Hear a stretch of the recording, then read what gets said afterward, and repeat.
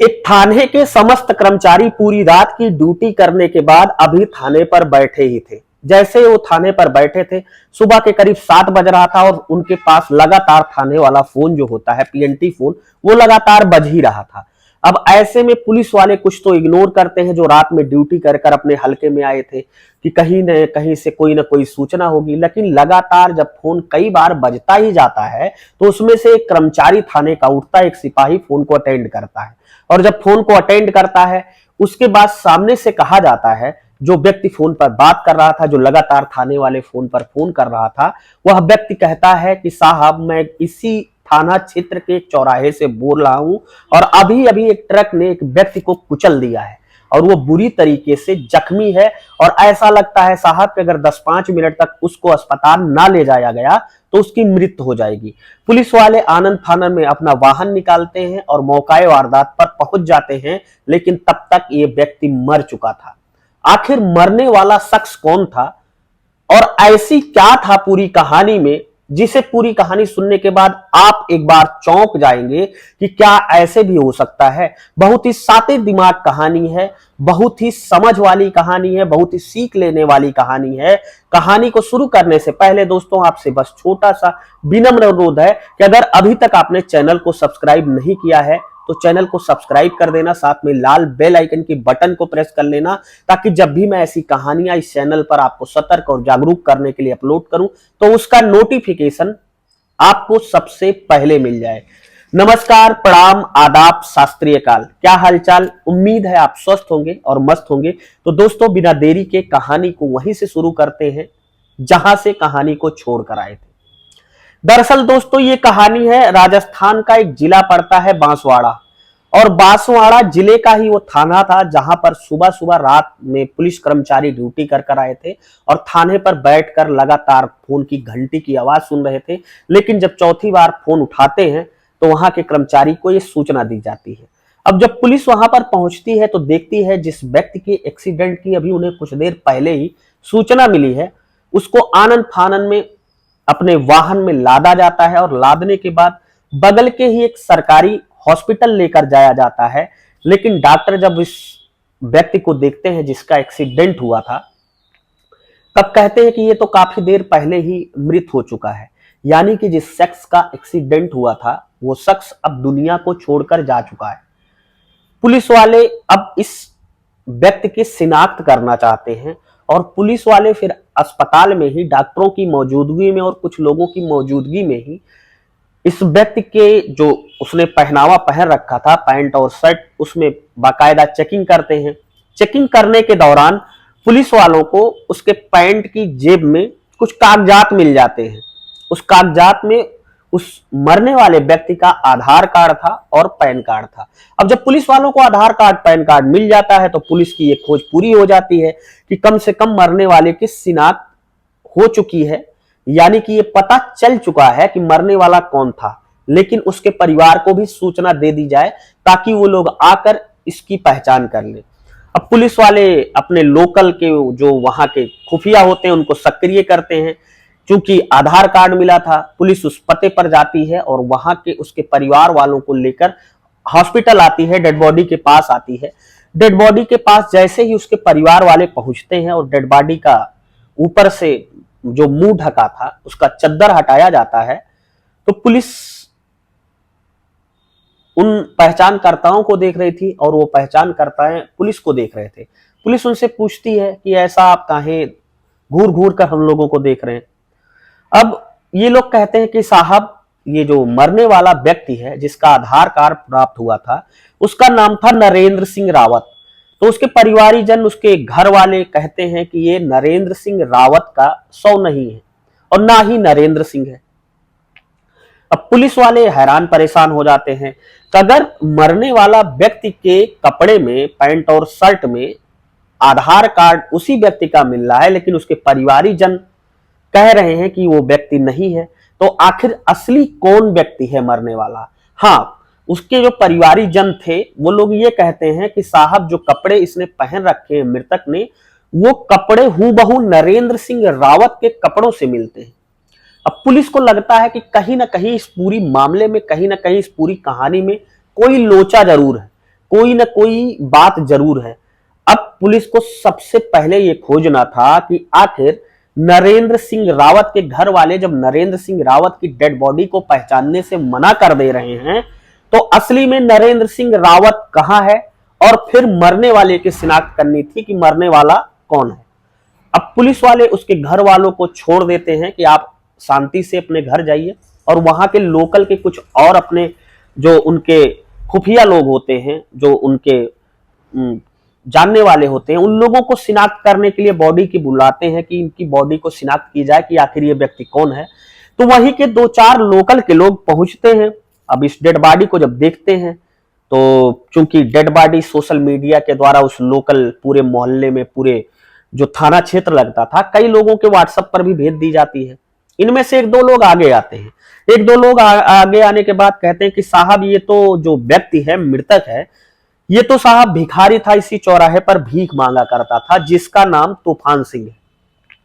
चूंकि तूफान सिंह बहुत लंबे समय से इसी राजस्थान के बांसवाड़ा जिले के एक चौराहे पर भीख मांगा करता था। अब ऐसे में पुलिस सोचती है कि आखिर नरेंद्र सिंह रावत और भिखारी तूफान सिंह के बीच में क्या संबंध था। पुलिस हैरान परेशान हो जाती है कि यार ये तो गजब मैटर है, भिखारी की कहीं हत्या तो नहीं की गई है। अब पुलिस सबसे पहले इस तूफान सिंह जो भिखारी था, चूंकि 2 लोगों ने शिनाख्त कर ली थी, तो पुलिस इस के बॉडी को पोस्टमार्टम और पंचनामा करा के अंतिम संस्कार के लिए भेज दे देती है, और पूरी तरीके से पुलिस इस पूरे मामले की जांच करने लगती है और नरेंद्र सिंह रावत की सरगर्मी से तलाश करने लगती है। अब पूरी तलाश जब नरेंद्र सिंह रावत की हो चुकी थी, तो नरेंद्र सिंह रावत तो नहीं मिला, लेकिन नरेंद्र सिंह रावत के बारे में जब लोकल लोगों से, उसके गांव के, उसके घर के पास पड़ोस के लोगों से पूछा गया, तो सबने बताया कि साहब दरअसल नरेंद्र सिंह रावत एक सातिर किस्म का आदमी है, और नरेंद्र सिंह रावत ने कई बैंकों से लोन ले रखा है, और वो लोन भर नहीं पा रहा है। कहीं इसके वजह से, कहीं पूरे मामले के वजह से, लोन ना भर पाने की वजह से जो उसके दिमाग पर प्रेशर है, उसके वजह से उसने कोई जाल तो नहीं बुना कि उसने कोई अपना दिमाग लगाया हो। और दूसरी बात, उसके घर वालों ने बताया, जब पुलिस ने घर वालों से पूछा, तो घर वालों ने बताया पुलिस को कि साहब दरअसल बात जो लोग कह रहे हैं वो सही है, लेकिन नरेंद्र सिंह रावत ने अपने परिवार के लिए, अपने लिए कई एलआईसियां भी कर रखी है।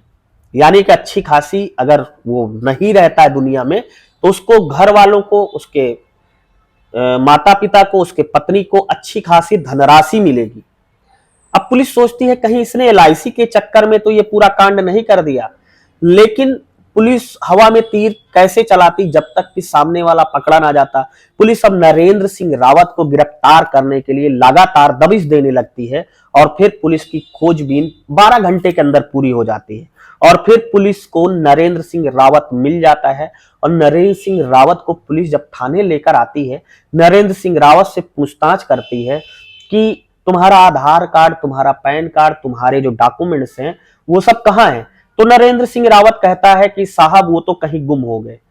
तो पुलिस जब उससे पूछताछ कर रही थी और वो पुलिस को बता रहा था, तो उसकी चेहरे से, उसकी बातों से लग रहा था कि कहीं ना कहीं से नरेंद्र सिंह रावत झूठ बोल रहा है। पुलिस अब पूरी तरीके से जब उसके ऊपर सख्ती करती है पूरी तरीके से, तो वो पूरे घटनाक्रम का अनावरण कर देता है, और फिर वो जो पुलिस के सामने बताता है, उसको सुनने के बाद आप भी एक बार सोच में पड़ जाएंगे कि आदमी कैसे कैसे कानून को धोखा देने की कोशिश करता है। भले ही कानून अंधा है, लेकिन कानून अगर सही से अपने आप पे आता है, पुलिस सही से अपने आप पे आती है, तो 7 परत नीचे भी जमीन के आप अंदर घुस जाओ, अगर आप अपराधी हो तो पुलिस आपको खोज निकालती है।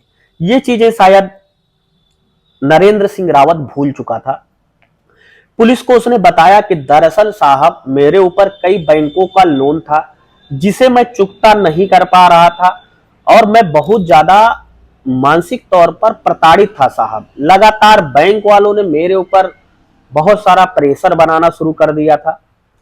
जब मैंने अपना पूरा दिमाग लगा लिया, मेरा दिमाग नहीं लगा, तो मैंने सोचा कि क्यों ना मैं ऐसा करूं कि मेरे नाम से कई एलआईसियां चल रही हैं, और अगर मैं ना ही रहूंगा तो ये LIC का पैसा, यानी कि मैं अगर मर जाता हूं, मेरी मृत्यु हो जाती है, तो LIC का पैसा मेरे घर वालों को मिल जाएगा और फिर मैं उस पैसे से बैंक का लोन, बैंक का कर्जा भर दूंगा और मेरी सारी समस्या खत्म हो जाएगी। उसके बाद ऐसा सोचकर नरेंद्र सिंह रावत ने एक व्यक्ति को तलाशना शुरू किया कि कोई व्यक्ति ऐसा मिल जाए जिसे मैं अपना कपड़ा, अपना डॉक्यूमेंट्स उसके पैंट या शर्ट में डालकर उसको मौत के घाट उतार दूं। अब वो कई दिन खोजबीन करने के बाद उसे एक व्यक्ति, एक भिखारी दिखता है जिसका नाम तूफान सिंह होता है और वो उसी चौराहे पर भीख मांगा करता था। अब उसकी खोज पूरी हो चुकी थी। अब नरेंद्र सिंह रावत भिखारी तूफान सिंह को अपना टारगेट बना लेता है और उसे फिर कुछ नशे वगैरह कराता है, कुछ पैसे वगैरह देता है, फिर अपने कुछ कपड़े लाकर घर से देता है। अब भिखारी समझ जाता है कि जो भैया कर रहे हैं ये तो दान दे रहे हैं, बहुत अच्छा पुण्य का काम कर रहे हैं। वो कपड़े को पहन लेता है और फिर उसे नशा कराने के बाद एक ट्रक वालों को नरेंद्र सिंह रावत कुछ पैसे देता है और कहता है कि भाई, एक भिखारी के ऊपर तुम्हें ट्रक चढ़ानी है। और फिर ट्रक वाला मान जाता है क्योंकि उसे पैसे मिले थे। अब ट्रक वाला भिखारी के ऊपर सुबह सुबह के टाइम, जब चौराहा एकदम बिल्कुल खाली था, कोई देखने वाला नहीं था, भिखारी एक किनारे ही जैसे ही आकर बैठता है, सुबह सुबह के टाइम ट्रक उसको रौंदती हुई चली जाती है और भिखारी की मौत हो जाती है। कहने का मतलब, पूरे कहानी में नरेंद्र सिंह रावत ने LIC का जो पैसा था उसको लेने के लिए अपने आप को मौत के मुंह में धकेलने का प्रयास दिखाया कि वो मर चुका है। लेकिन पुलिस वालों ने जब पूरी कहानी की, पूरी घटना की जानकारी ली तो जो सच निकल कर आया वो सच यही था कि उसने अपने पैसों को, अपने कर्जे को, अपने बैंक के लोन की किस्तों को भरने के लिए एक नई कहानी रची थी और ये पूरी कहानी यही थी। इसीलिए उसने भिखारी को मौत के घाट उतारा ताकि लोगों को ये लगे, उसके घर वालों को ये लगे, उसने घर वालों को भी नहीं बताया था, उसके घर वालों को ये लगे कि नरेंद्र सिंह रावत अब दुनिया में नहीं है और फिर उसके घर वाले LIC वालों के पास जाए, फिर LIC से उसका क्लेम पास हो और क्लेम की धनराशि उसके घर वालों को मिले। फिर वो घर आकर शांति से, चुपके से, रात में किसी भी टाइम घर वालों को बताता कि वो तो अभी जिंदा है, उसका पैसा जो LIC का क्लेम था वो मिल चुका है। तो दोस्तों, कैसे कैसे इंसान है, कैसी कैसी चाल चलते हैं, लेकिन वो उसी चाल में फंस जाते हैं। तो ये थी आज की पूरी सच्ची कहानी। दोस्तों, इस कहानी को सुनाने का मकसद किसी को हैरान करना या परेशान करना नहीं था। इस कहानी को सुनाने का मकसद सिर्फ इतना था कि आप सतर्क रहें, जागरूक रहें। दोस्तों, फिलहाल आप नरेंद्र सिंह रावत के बारे में क्या कहना चाहते हैं, भिखारी तूफान सिंह के बारे में क्या कहना चाहते हैं और पूरी कहानी के बारे में आपका क्या कहना है? अपनी महत्वपूर्ण राय कमेंट बॉक्स में जरूर बताएं। दोस्तों, जाते जाते कुछ लोगों के नाम है जिनका प्यारा सा कमेंट हमें पिछली कहानी पर मिला था। सबसे पहला नाम है रामबली निषाद का, जो कि हमारी कहानी दुबई से देखते हैं। श्रवण कुमार हैं, जो कि हरदोई उत्तर प्रदेश से हैं। फकरे आलम साहब हैं। राम बली सिंह बिहार से हैं। सुदेश कुमार हैं। शिवम भगवान सिंह हैं। वीरेश प्रसाद सिंह हैं। दीपक जायसवाल हैं। बिंदु प्रजापति हैं। इन लोगों का प्यारा सा कमेंट हमें पिछली कहानी पर मिला था। उम्मीद है आपका भी प्यार और कमेंट, आप पूरी कहानी के बारे में क्या कहना चाहते हैं जरूर बताएंगे, ताकि मैं अगली कहानी में आपका नाम लूं। मिलता हूं एक नई सच्ची क्राइम कहानी के साथ आपको कल शाम 7 बजे। तब तक के लिए जय हिंद, वंदे मातरम।